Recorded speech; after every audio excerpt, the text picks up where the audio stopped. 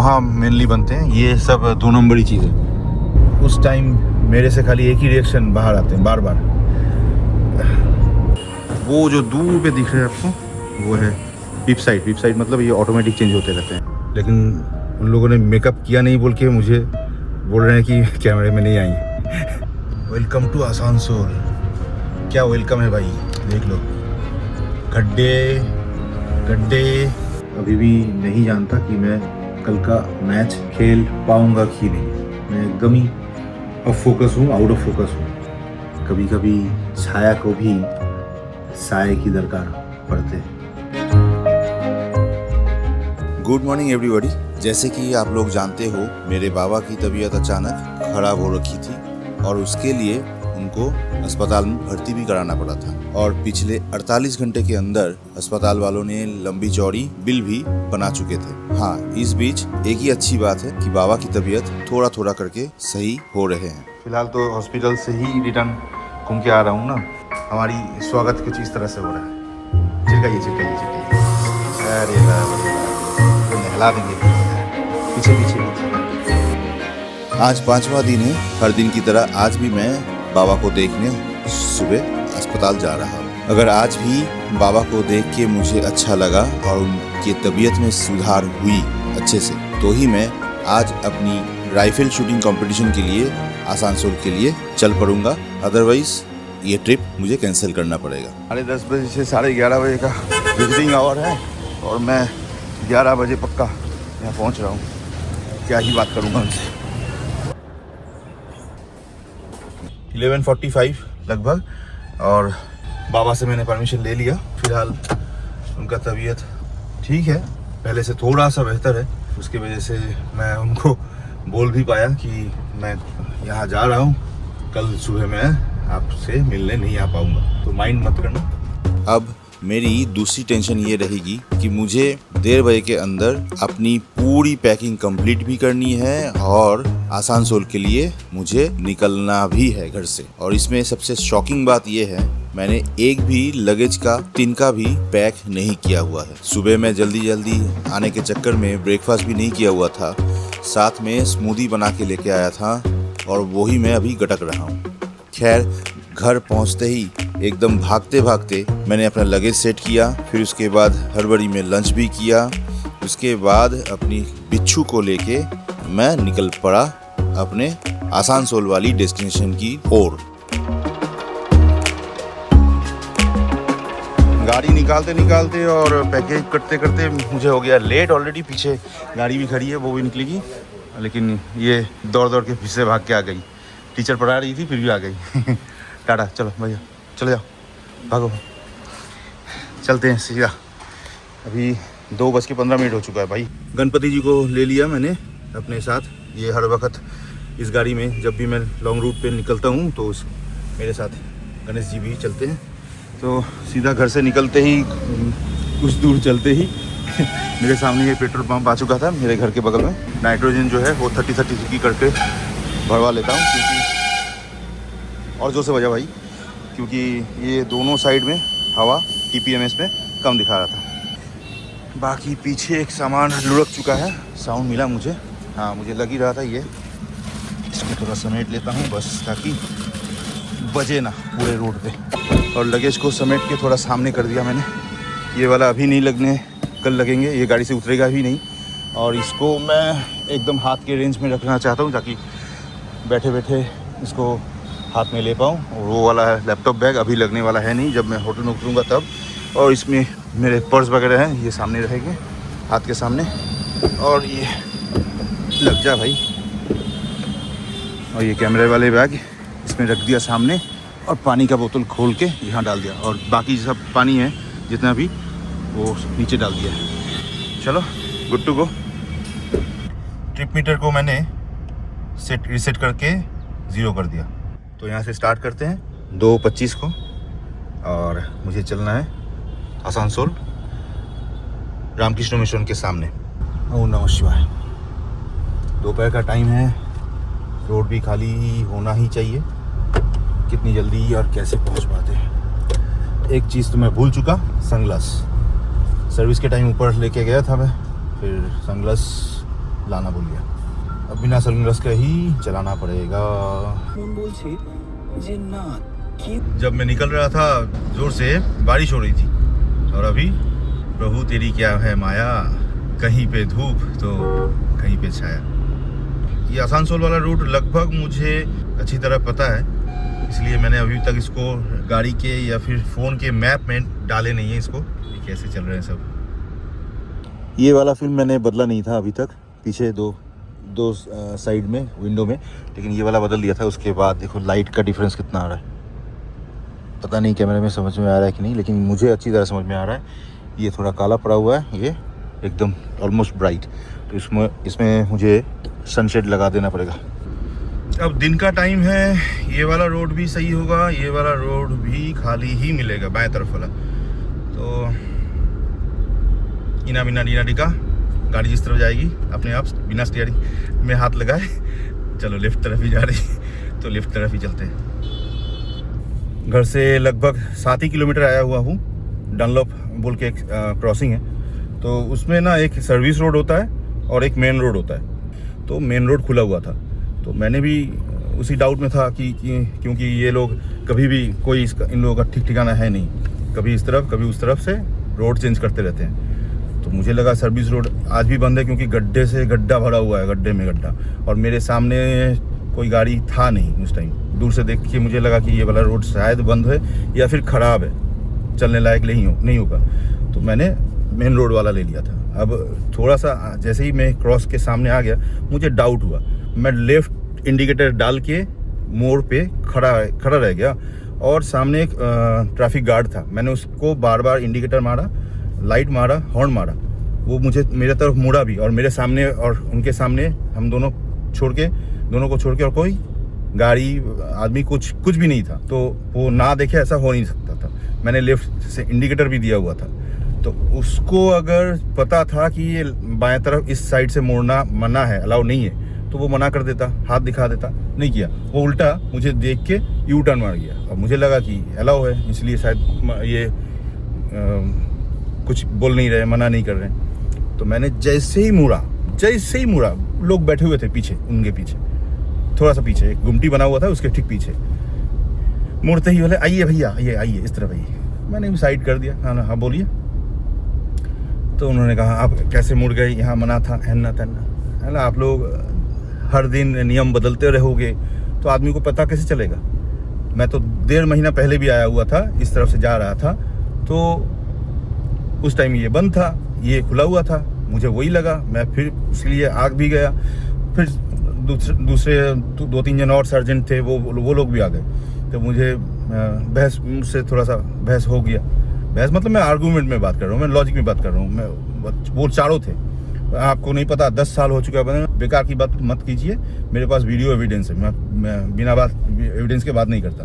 और मैं खुद दूसरों को रूल्स सिखाता रहता हूँ, मैं दूसरों को ट्रैफिक रूल्स सिखाता रहता हूँ। मैं खुद चाहता हूँ सब रूल्स माने, मैं रूल्स मानने वाला आदमी हूँ।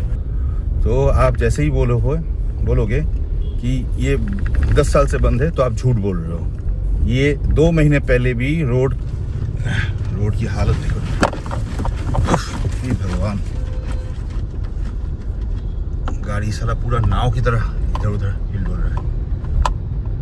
तो उनके साथ काफ़ी वार्तालाप हुआ चारों के साथ। उन लोगों का कहना है कि आप रूल्स फॉलो नहीं कर रहे। मैंने कहा कि आप ऐसे बता दो कि ये बरोबर बंद था, एक भी दिन के लिए खुला हुआ नहीं था, ये खाली बता दो, मैं मान के चला जाऊंगा, या फिर आप जो बोलोगे, जो केस देना है आपको दे दो।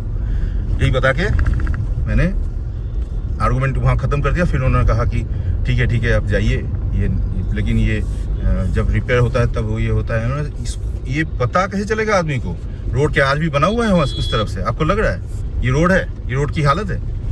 हाँ, आप लोग बोल तो रहे हो, ऐसे कैसे बोल रहे हो? रोड की कोई सुधार नहीं है, उल्टा दिन ब दिन खराब होते जा रहा है, और आप लोग बोल रहे हो कि नियम ये है वो है। और अगर सच में लेफ्ट टर्न अलाउ नहीं था तो वो आदमी मुझे देख के मुड़ क्यों गया? मैंने उसे हॉर्न मारा, लाइट मारा, आप लोग नहीं देख पाए इतनी बड़ी गाड़ी? बोले कि नहीं आपको देखा नहीं होगा। देखा नहीं होगा मतलब वो इतना बड़ा गाड़ी देख नहीं पाया, व्हाइट कलर का, दिन में, हाँ, और उसके सामने कोई नहीं था, मेरे सामने कोई नहीं था, बीच में वो और हम खड़े थे और मैंने उसको हॉर्न मारा, लाइट मारा, बाकायदा खिड़की से सिग्नल भी दे दिया था कि इस तरफ से जाऊंगा, इस तरफ से जाऊं, इस तरफ से जाऊं, पूछ रहा था। उन्होंने देख के मुझे मुंह फेर लिया, पूरा 180 डिग्री घूम गए। तब पता कैसे चलेगा? मुझे तो लगेगा कि हाँ उसने अलाउ किया है ना। चलो इसी के साथ 10 किलोमीटर चलते हुए हम लोग नेशनल हाईवे 19 पर चढ़ गए। मैं एक्चुअली यहाँ से थोड़ा सा आगे जाके दिल्ली रोड लेने वाला हूँ और ये वो वाई जंक्शन बाएं तरफ, मतलब बॉम्बे रोड की तरफ ये रोड चली जाएगी बाएं तरफ और हम लोग लेंगे राइट वाला दिल्ली रोड वाला। कुछ 3 घंटा 44 मिनट में टाइम दिखाने के लिए एक्चुअली ऑन कर दिया आपको। 197 किलोमीटर जाना है मुझे और 3.25 घंटे के आसपास कुछ लगेगा। और ये परोली यहाँ जला रहे हैं सब किसान लोगों के। चलो अभी सीधा निकलते हैं, लेकिन मुझे एक बार रोड के साइड में या सॉरी एकदम ही नहीं, मुझे कोई पेट्रोल पंप देखते ही थोड़ा बायो ब्रेक ले लेना है। बीच में नो रेस्ट, सीधा गाड़ी को क्रूज में सेट कर दिया है। हल्का ही, थोड़ा बाद में इसको स्पीड बढ़ाएंगे। अभी रोड अनप्रेडिक्टेबल है, कहीं ठीक तो कभी थोड़ा सा खड्डा वड्डा है, गड्ढे वड्ढे, तो मैंने दे दिया क्रूज में। और मैं स्लीपर डालते हुए आया था क्योंकि बाहर तेज़ बारिश हो रही थी उस टाइम। लेकिन जैसे ही मैंने घर से थोड़ा स्टार्ट किया तब तक पूरा सूखा हो चुका था और बाद में तो आप लोगों ने देखा ही है। चलो अभी रोड तो पूरा सूख चुका है, थोड़ा सा हल्का धूप भी है, बादल धूप ये हो रहे हैं, बाकी रोड तो खाली है। खींचूं क्या थोड़ा सा और? खींच सकते हैं ना, चलो थोड़ा दबाया जाए पंजा।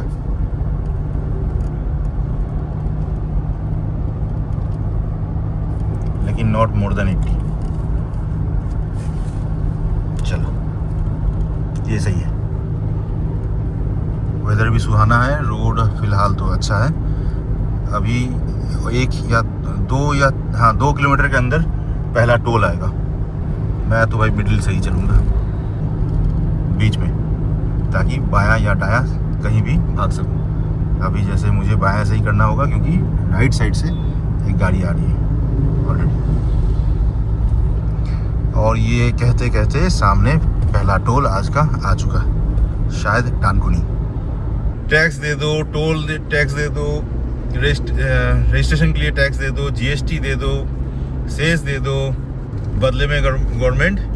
तो भाई जब रोड बन रहे हैं उस खराब रोड के लिए रोड टैक्स क्यों लेते हुए आप? इधर बनवा के टैक्स लीजिए या फिर टैक्स हाफ रखिए जब तक ना बन जाए। टैक्स भी पूरा लेंगे, रोड भी खराब देंगे और रोड बनने में आपका 10 साल लग जाएगा। तो 10 साल में तो कई लाख गाड़ी अनरजिस्टर्ड भी हो जाएगा, फ़ायदा क्या? अभी तो खाली स्टार्ट ही हुआ है, लगभग 20 किलोमीटर ही आया है, 20-22 किलोमीटर आए हैं। तो अभी तेल का रेंज दिखा रहा है कुछ 608 किलोमीटर। ये आगे और बढ़ जाएगा आराम से, 700-750 किलोमीटर तो हो ही जाएगा। और मुझे जाना है 186 किलोमीटर। उसका मतलब ये है अगर मैं खाली आसनसोल टू कोलकाता कर लूँ ओनली, तो मुझे तेल भरवाने के लिए कोई नीड नहीं होगी। मैं फुल टैंक ऑल टाइम करके रखता हूँ घर में, ताकि इमरजेंसी में गाड़ी में मुझे तेल ऑल टाइम चाहिए भाई। जितना भी तेल भरा हुआ था उस हिसाब से कोई नीड नहीं है। आने जाने कंप्लीट हो जाएंगे, उसके बाद भी तेल बचेंगे। पेट में भी खाना भर चुका है, मुझे खाने के लिए कम से कम उतरना तो होगा नहीं। अगर कुछ लगेगा भी छोटा मोटा तो बीवी ने मेरी बैग में कुछ छोटा मोटा चॉकलेट, सेब वगैरह, मतलब एप्पल वगैरह दे दिया है, तो उससे काम चला लूँगा, कोई टेंशन नहीं भाई। ऐसा भी चलेगा, ऐसा वेदर ही ठीक है, चलेगा, दौड़ेगा। ज़्यादा पानी ना हो तो ही अच्छा है।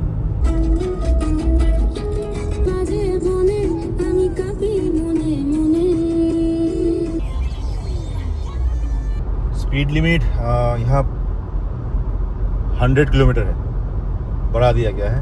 रोड भी सही है, बहुत सही है। 100 किलोमीटर के लिए काफ़ी अच्छे हैं। तो मैंने भी थोड़ा सा क्रूज़ में अपना स्पीड जो है थोड़ा सा इंक्रीज़ कर दिया, लेकिन बिलो 100 रख के चल रहा हूँ। नोट जोर से थोड़ा सा बाथरूम लग चुका है, देखते हैं यहाँ टॉयलेट वगैरह है कि नहीं पता नहीं, बाद में उतर पाऊँगा कि नहीं। 3:30 बजा हुआ है। हाँ, हल्का हो चुका हूँ और गाड़ी अभी तक तो पूरा साफ़ दिख रहा है, लेकिन शरीर थोड़ा सा चक्के वक्के से कीचड़ छिटका होगा, कुछ नहीं, बाकी तो साफ़ सुथरा ही है। जस्ट मैं यहाँ से निकल ही रहा था कि हॉस्पिटल से अभी फ़ोन आया, अभी जस्ट। उन्होंने बताया कि हीमोग्लोबिन टेस्ट रेगुलरली हो रहा है उन मेरे बाबा का। आज कुछ 7.7 या 7.5 के आसपास कुछ आया। वो लोग बोल रहे हैं कि अगर 7 से नीचे हीमोग्लोबिन चला गया तो शायद ब्लड इन्फ्यूज़ करना पड़ सकता है, उसमें भी दिक्कत है। ब्लड चढ़ाना एक अलग से टेंशन वाली बात है, और ब्लड चढ़ाने के लिए भी, चढ़ाने के बाद भी साइड इफ़ेक्ट भी होते हैं। करे तो क्या करे, क्योंकि मैंने सुबह जब देखा था बाबा को तो बाबा आज बोल रहे थे वैसे तो ठीक है, लेकिन जब मैं थोड़ा सा पैदल चलने के लिए कोशिश कर रहा हूँ तो थोड़ा सा चक्कर आ रहे हैं। ये सभी सिम्टम्स है उसी मैलिग्नेंसी का, साइड इफ़ेक्ट है, मुझे पता है। अब करे तो क्या करे। मैं एक बार सोचता हूँ कि डॉक्टर साहब से एक बार बात करूँ। ये भी एक अजीब टेंशन है। 3:40 हो चुका है, देखता हूँ मैं फ़ोन पे लगाता हूँ उनको। जिस बात का टेंशन था वही हो रहा है। एक्चुअली नॉर्मल तो नहीं है भाई, ये तो समझ रहे हो आप लोग। एक आदमी हॉस्पिटल में 5 दिन से एडमिट है और वो एकदम स्वस्थ है, नॉर्मल है, ऐसा तो हो नहीं सकता। उसके वजह से ना उनको वह रखा गया है ना। खैर जो भी है, तो मैंने डॉक्टर साहब से, मिस्टर दे से बात कर लिया। उनको कह दिया कि आप थोड़ा देख लो, क्योंकि मैं तो आज बाहर आ चुका हूँ, मैं बोल के आया था सुबह। बाकी इमरजेंसी कुछ नहीं है, लेकिन हीमोग्लोबिन डाउन होना मतलब थोड़ा सा वीकनेस बढ़ेगा।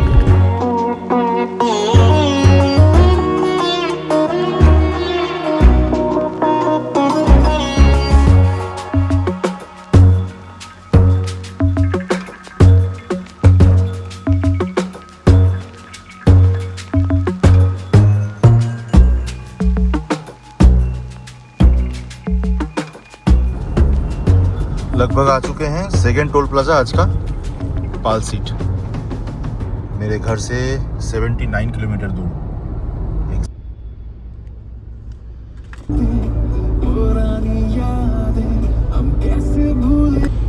जस्ट बर्धमान एंटर कर लिया हम लोगों ने। पूरा बाहर बाएं तरफ अगर देखोगे ना, खेत ऐसे सजे हुए हैं, लग रहे हैं कि ग्रीन कलर का वेलवेट पूरा गालीचा बिछा हुआ है।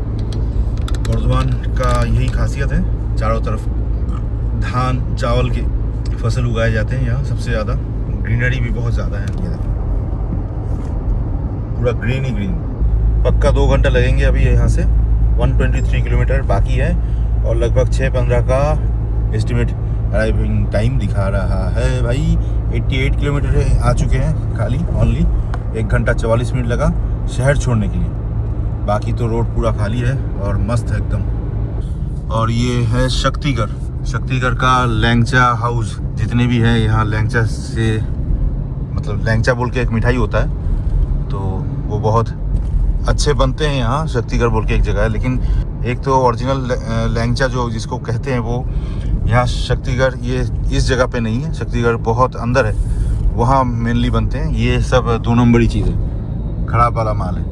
और सबसे बेकार डेंजर बात और है, ये जितने भी दुकान हैं सब सजे के थजे बैठे हुए, सज के बैठे हुए हैं। 99% दुकान में जाली चीज़ बनते हैं। जाली मतलब एकदम एक्सपायर्ड चीज़, ख़राब वाले चीज़, जिनको काफ़ी टाइम फूड सेफ्टी डिपार्टमेंट में ने पकड़ा हुआ था, सीज़ किया हुआ था।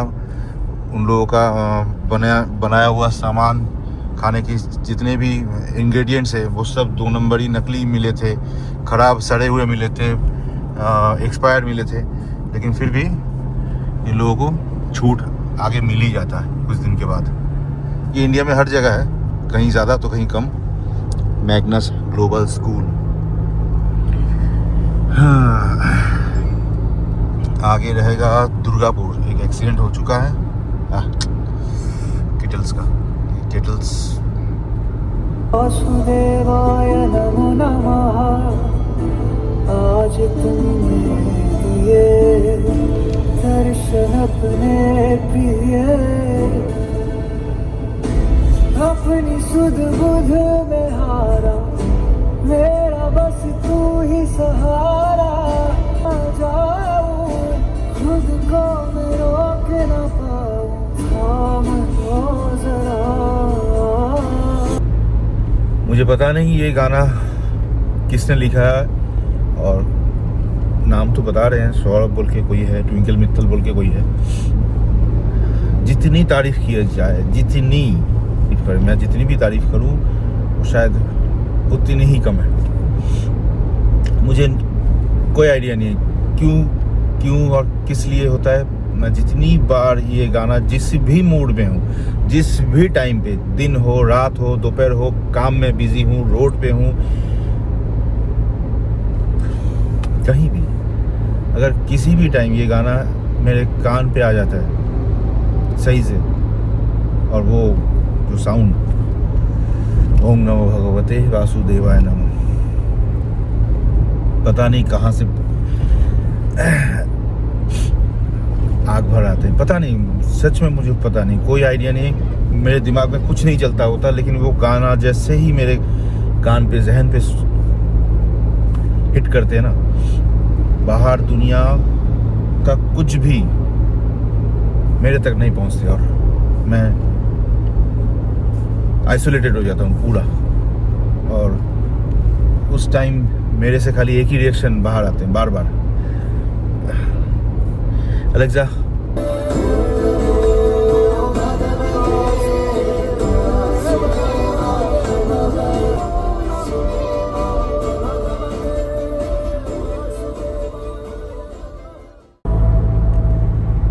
ये माइलेज दे रहा है फिलहाल, और भी बढ़ जाएंगे, और मैंने कहा था रेंज बढ़ जाएगा, रेंज भी 789। कस्तूरी सी है आदत तुम्हारी, लागे लगे परवाही क्या उसका रंग कैसा है।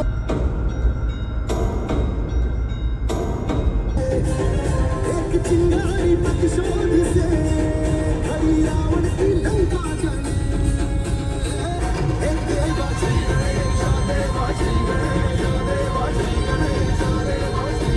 रोड्स एकदम मक्खन है भाई, 99.9% एकदम स्मूथ एंड मक्खन। एक ही जगह अभी तक का डाइवर्शन मिला हुआ था, और ये बार बार कहीं जगह 80, कहीं 60, कहीं 100 दिखा रहा है। मैं अपनी स्क्रूज जो है 80 के अंदर फिक्स कर लिया है। क्या क्या लेके जा रहे हैं भाई सामान, बड़े बड़े ट्रक्स। इन लोगों का कोई सिस्टम नहीं है, कोई सिस्टम नहीं है। अरे देख, अरे देख, अरे देख, चलते चलते अचानक साला सिग्नल मार के टाइना घुमा दिया, मरवाने का चक्कर। अब ये भी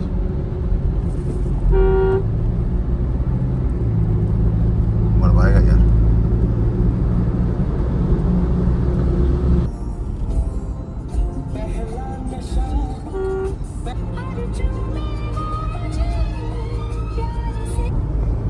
अब मैं पानागर इंडस्ट्रियल एस्टेट जो पार्क है, पानागर इंडस्ट्रियल पार्क, इसको क्रॉस करते हुए, और लगभग 1 घंटा ही बाकी है मेरा।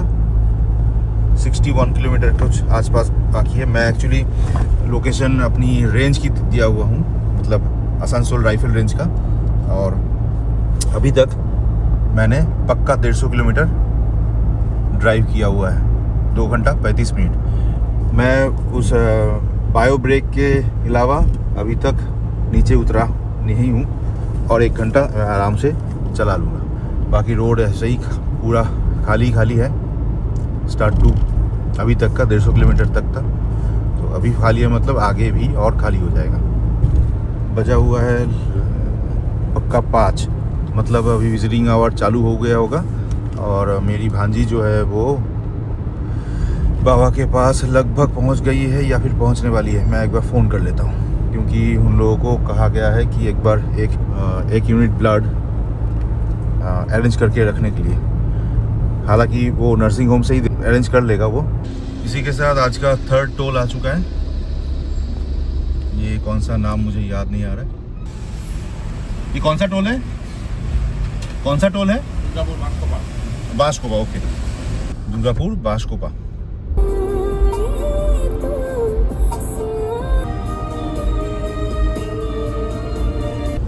देखो ऑलमोस्ट मैं आ चुका था और आधा किलोमीटर मतलब 29 किलोमीटर और बाकी है। क्लोज टू आसनसोल के रेंज के आसपास हूँ, मतलब दुर्गापुर जस्ट क्रॉस कर रहा हूँ, ऐसा ही कुछ है। अचानक ऐसे पानी चालू हो चुका पहली बार। मेरा एक्चुअली टेंशन बढ़ रहा है क्योंकि हॉस्पिटल से बार बार फ़ोन आ रहे हैं कि ब्लड अरेंज करवाइए और ब्लड देने की बात कर रहे हैं, बाबा को चढ़ाने की। अब डॉक्टर का कहना ये है कि कल तक अगर उनको डिस्चार्ज कर देंगे, उससे पहले मैं थोड़ा उनको ब्लड चढ़ाना चाहता हूँ। एक यूनिट कम से कम चढ़ा देना चाहता हूँ। मेरा दिमाग सही से सच्ची में काम नहीं कर रहा। मैं आ तो गया यहाँ पे, लेकिन मुझे एकदम मूड नहीं है इस चीज़ का। मेरा दिमाग पड़ा हुआ है, मेरा मन पड़ा हुआ है वहाँ। पता नहीं मेरे लिए कंपटीशन अभी मतलब आई डोंट नो, मैं कल पार्टिसिपेट कर भी पाऊँगा कि नहीं वो भी नहीं पता। अगर कर लेता भी हूँ तो भी मेरी हालत क्या रहेगी उस टाइम, मेरी मेंटल कंडीशन क्या रहेगी पता नहीं। आना पड़ा, चांस मिला, इसलिए मैं आ रहा हूँ। इसके आगे मुझे कोई आइडिया नहीं है। लगभग पूरा अंधेरा हो चुका है, 6:02 हुआ है और 4.7 किलोमीटर के कुछ बाकी है। 7 से 8 मिनट लगने वाले हैं और यहाँ से बायां लेना है मुझे। मैं लास्ट ईयर आया था, इसी रोड के ऊपर एक होटल है, होटल एम्बेसडर, और वो जस्ट ऑपोजिट है रामकृष्ण मिशन आसनसोल का, और मैं शायद उससे ही बगल से जा रहा हूँ। नहीं, मैंने सोचा एक बार एम्बेसडर के बगल से जब जा ही रहे हैं तो एक बार पूछ के जाते हैं कि मैंने कहा था ना जस्ट ऑपोजिट है रामकृष्ण मिशन। इसका आरती आ रहा है, साउंड आ रहा है, बहुत अच्छा लगता है। रूम तो अवेलेबल है और ये भाई मिशन से जो शाम का भजन आता है ना कान में, मन प्रसन्न कर देते भाई, कुछ भी कहो। हाँ, जिस बात पे मैं बात कर रहा था, रूम है इन लोगों के पास फिलहाल, लेकिन 2450 रुपये कुछ प्राइस बोल रहा है, लिटिल बिट कॉस्टली। ठीक है, एक बार रेंज से होते हुए आते हैं, उसके बाद देखते हैं। अभी तो 6:15 ही हुआ है। जस्ट यहाँ से लेफ्ट लेना है सिग्नल छोड़ते ही, लेकिन रोड भी बहुत ख़राब थे उस टाइम, तो बहुत ख़राब थे। पता नहीं इस बार क्या होगा, बदलना नहीं चाहिए, सेम हुआ यहाँ। अच्छा, यहाँ लग गया आसनसोल राइफल क्लब का बैनर बोर्ड। ये है फाइनल गेट और एंट्री पॉइंट। मैं फ़िलहाल गाड़ी अंदर ले लूँ कि बाहर ही रख दूँ, ये सोच रहा हूँ। अभी रेंज पूरा खाली है क्योंकि टाइम आउट हो चुका है, तो यहाँ स्टॉल वगैरह लगते हैं बहुत सारे, वो कल दिखाऊंगा अगर पॉसिबल हुआ तो। कल सुबह यहाँ मच्छी बाज़ार बैठ जाएगा पूरा। इस तरफ भी एक बहुत बड़ा रेंज है, और इस तरफ ये जो गेट दिख रहा है आपको सामने, इसमें है एसी वाला हम लोगों का रेंज, एयर पिस्टल वाला रेंज। चलो ठीक है, और ये 200 नंबर बीप नंबर ये मुझे मिल गया है, और एक काम खाली बाकी रह गया। जिस पिस्टल से मैं शूट करूंगा या फिर कंपटीशन लड़ूंगा, उस पिस्टल का ट्रिगर का वेट जांचना पड़ता है, वो जांचा जाएगा फिर कल ही। आज हो सकता था थोड़ा आधा एक घंटा और आगे आ जाते तो शायद हो जाता, कल ही सुबह सुबह आके वेट कर लेंगे। चलो देखते हैं बाकी कोई है कि नहीं जान पहचान का। वो जो दूर पे दिख रहा है आपको, वो है पिप साइड। पिप साइड मतलब ये ऑटोमेटिक चेंज होते रहते हैं, कार्ड्स लगे हुए रहते हैं, चेंज होते हैं। तो इस बार थोड़ा सा दिख रहे हैं कि मुझे लग रहा है थोड़ा सा बेहतर हुआ है सर। ये टाइल्स वगैरह बैठाया गया है नया से। चलो अब कोई नहीं है, मेरा काम लगभग हो चुका है।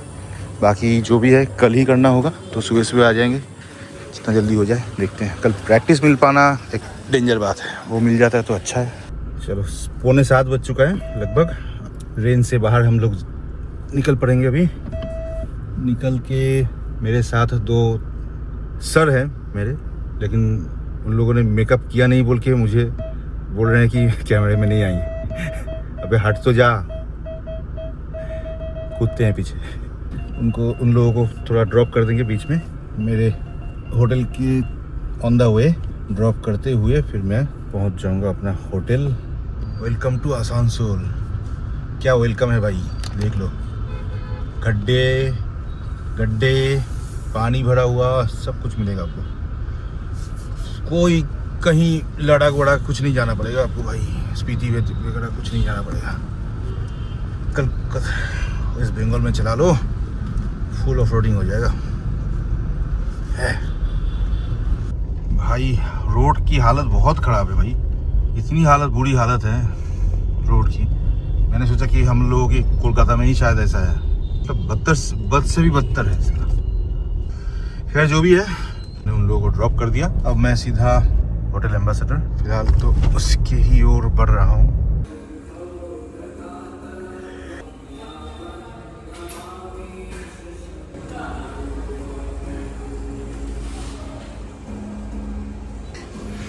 चलो फिलहाल एम्बेसडर में ही मैं रुक गया, और यहाँ ऑल टाइम ये ऐसे ही भक्ति भरे गाने, म्यूज़िक बजते रहते हैं।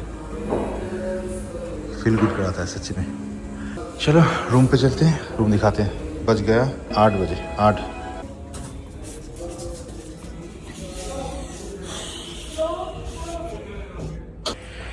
भैया भी आ गया मेरे साथ। 309 नंबर मैं याद रखने के लिए बोल देता। अच्छा पहले बाथरूम दिखा देता हूँ। ये है कुछ बेसिन, बहुत बड़ा बेसिन है भाई। टॉयलेटरीज हैं ठीक ठाक। हाँ हाँ okay thank you. Shower area, centrally AC, वहाँ कुछ टॉयलेटरीज दिया हुआ है जो नॉर्मल आते हैं। ये कार्ड है, स्मार्ट लॉक है। ये एक मिरर है, वार्डरोब, इसके अंदर सेफ लॉक भी है अगर रखना चाहते हो तो, गोदरेज वाला। और ये एक छोटा सा बैग रखने के लिए जगह, जब कुछ भी हो, कपड़े वपड़े टांगने के लिए। ऐसे 2 बेड मिले हैं, ठीक है, सिंगल वाला, नीचे वाला वार्डरोब। 2 जन की जगह पे अकेला सोऊंगा। बाकी रूम कुछ इस तरह है, सही है, ठीक ठाक है। बाहर कुछ दिखते भी नहीं, पता नहीं। अभी थोड़ा रेस्ट लेते हैं, उसके बाद 10 बजे चलेंगे खाने के लिए। रूम मेरे लिए पड़ गया पूरा टैक्स वगैरह लेके 2470 रुपये आसपास। चाय कॉफ़ी वगैरह का सामान भी दे दिया गया है। इलेक्ट्रिक केटल भी है, यहाँ मेनू कार्ड है, 2 ग्लास और 2 पानी बोतल भी। मेरे लिए तो बहुत सही है। चलो पूरा 10 बज चुका है एक्चुअली। 10:30 बजे इन लोगों का रेस्टोरेंट बंद भी हो जाएगा, तो मैं रेस्टोरेंट में आ चुका हूँ। देखते हैं मेनू वगैरह में क्या मिलता है। चलो मेरा डिश तो आ चुका है। बजा हुआ है अभी 10:18 और मैंने रात को ले लिया डिनर में खाली एक दम बिरयानी। इसमें 2 अंडे होंगे, ऐसे लिखा हुआ था। हो जाएंगे ना मेरे लिए, बस क्वांटिटी कुछ ऐसे ही है। ये तो बोल रहे थे बहुत है। अभी बजा हुआ है रात का 11। लास्ट खबर मिलने तक बाबा को ब्लड देना ही था, नेसेसरी हो चुका है। और उसके बाद वो ये लोग बोल रहे हैं कि रात का खाना भी खिला देंगे, उसके बाद चैनल करके ब्लड इन्फ्यूज़ कर दिया जाएगा। अब उसके चक्कर में बाबा के हाथ और पैरों में कहीं लोगों को नर्व मिल नहीं रहा था, नसें मिल नहीं रहा था। वो लोग ट्राई किए वर्ड के, फिर जब नहीं हुआ तो इमरजेंसी में जो लोग ज़्यादा अच्छे काम करते हैं उन लोगों को भी लाया गया।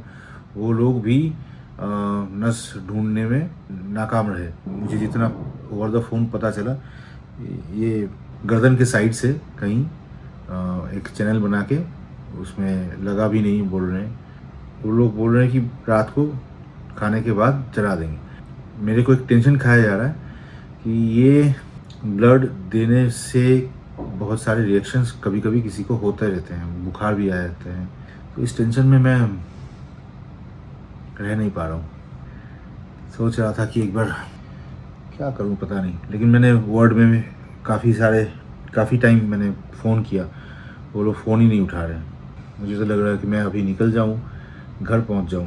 और यकीन मानिए अभी भी नहीं जानता कि मैं कल का मैच खेल पाऊँगा कि नहीं, क्योंकि मेरे जहन में ये मैच आ ही नहीं रहा है, उतर ही नहीं रहा है। मैं एकदम ही ऑफ फोकस हूँ, आउट ऑफ फोकस हूँ।